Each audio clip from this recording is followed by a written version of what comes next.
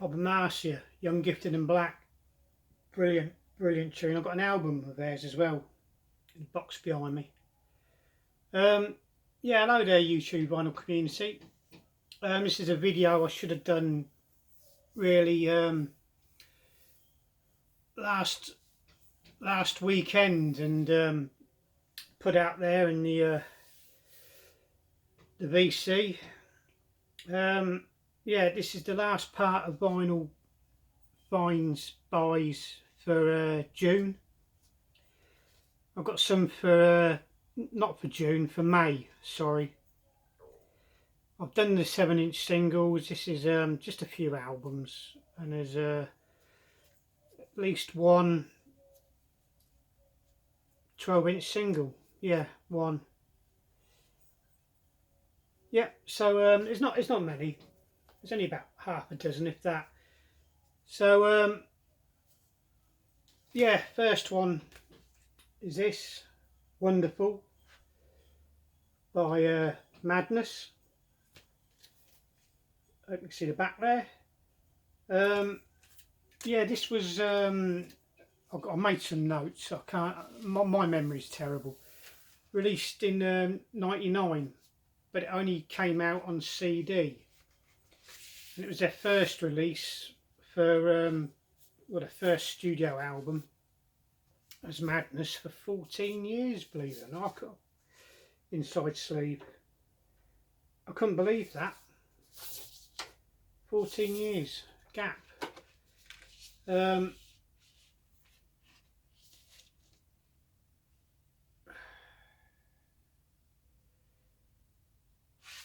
can't see what label is.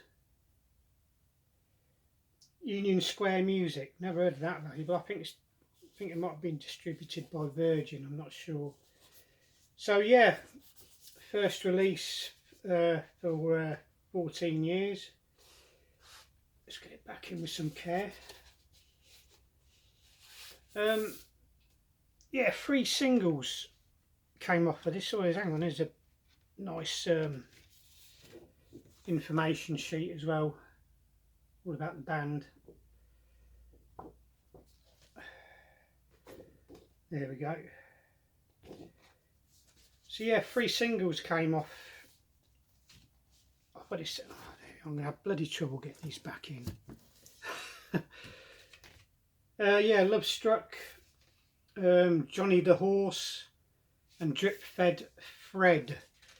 Drip Fed Fred was a collaboration with Ian Jury, and it was the last record Jury would put his voice to before he tragically died, passed away from cancer. So yeah, I believe all the Madness albums are being re-released on vinyl, which is a good thing for me because I haven't got them all. That was one of them I didn't have. I'm hoping they do the Danger Men sessions. I'm not sure, I think that might have only come out on picture disc. Hard to find, bloody expensive to buy. Yeah, so that's Madness, Wonderful. Vinyl Dale mentioned it on his channel I watched the other day, and he had the cassette version. I told him it'd been released on vinyl for the very first time about a couple of months ago. This one's also a Madness one, 12-inch single. One Better Day. Absolutely adore this song. This is a German pressing. You can normally tell because somewhere on the sleeve I normally have maxi single, and there it is. There, a lot of German ones, they have maxi single on it. Absolutely loved the tune, loved the video. I think this might be one of the songs being played at my funeral. Hopefully not for a bloody long time. I'm just wondering if that's on their own label. No, it's on Stiff. They did release stuff on their own label called Czar Jazz. That must have been a bit later on. Next one, Ska compilation album, Bunny Lee's Agro Sun Sounds, 101 Orange Street. I have to refer to my notes again, I can't remember everything. Bunny Striker Lee, very well known Jamaican producer, distributor as well.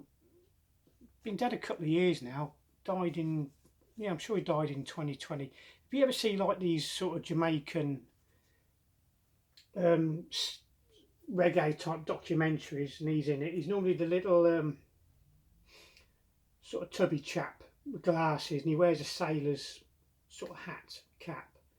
That's Bunny Lee. Fantastic compilation this, and he's kind of very influential, and one of the chaps who licensed a lot of his stuff from his studios, etc., to the Trojan label back in the late 60s, early 70s.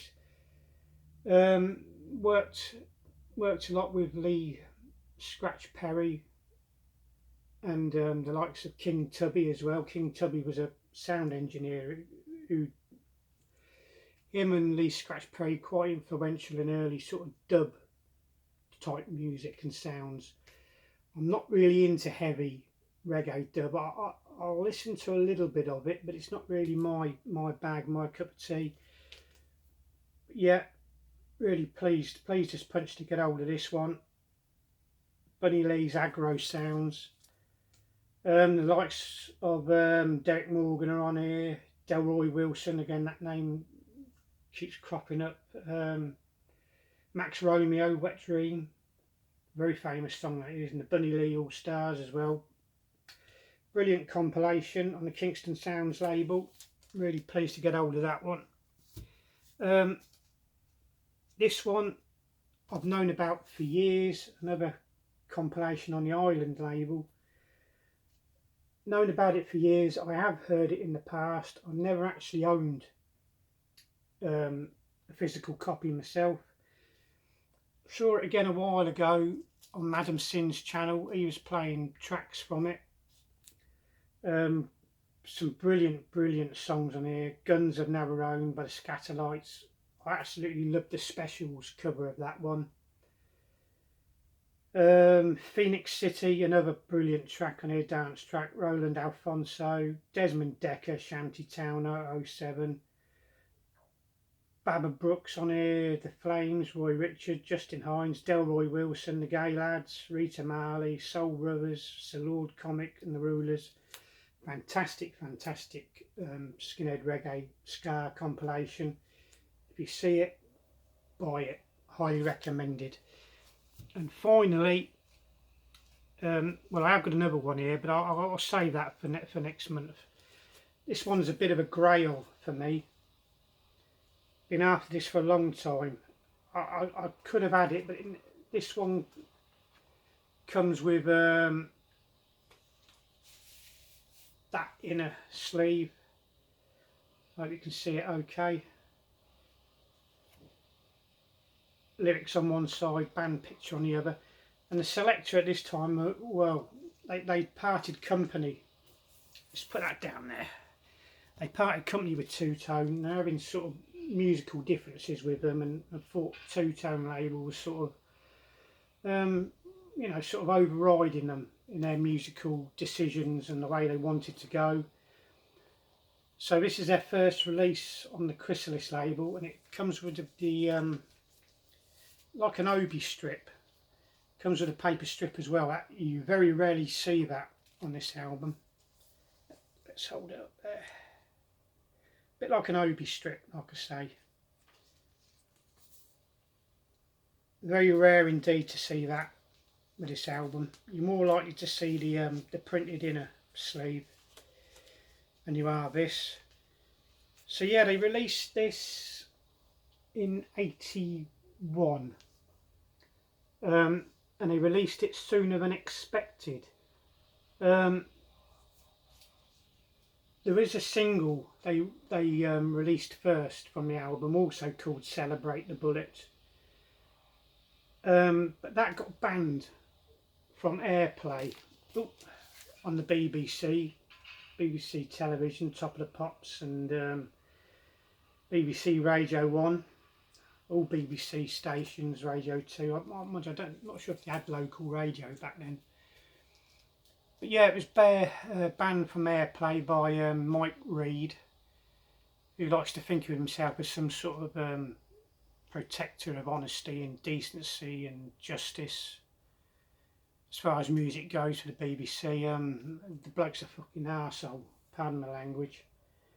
Yeah, it was banned because basically John Lennon was murdered a couple of months before, shot, and they thought, well, the Selector, with the release of the single "Celebrate the Bullet," were trying to, you know, glorify that, which they weren't. So the single bombed, I think. Oh well, I think it might have made the top 50. I'm not sure. So Chrysalis decided, well, let's try and set the record straight here a bit.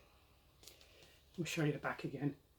And they hurried and brought forward the release of the album. But the album didn't do too well either, because a couple of months later there was an attempted assassination on Ronald Reagan, the American president. You know, somebody tried to shoot him. So unfortunately, things didn't go too well for the Selector and this album. Nothing to do with celebrating people being shot. So yeah, and I think not too long after this, the band split up. But they've been back together in one form or another throughout the years, releasing records and gigging and doing concerts and all that sort of malarkey. But yeah, this one's always been a bit of a grail for me, and that's a Selector, "Celebrate the Bullet." Fantastic. So yeah, that's it, VC. Vinyl finds and buys for May. June's is looking quite healthy. Depends on what 7-inch singles I managed to pick up this month. I might have about a dozen, and that's probably it. But yeah, thank you very much for tuning in.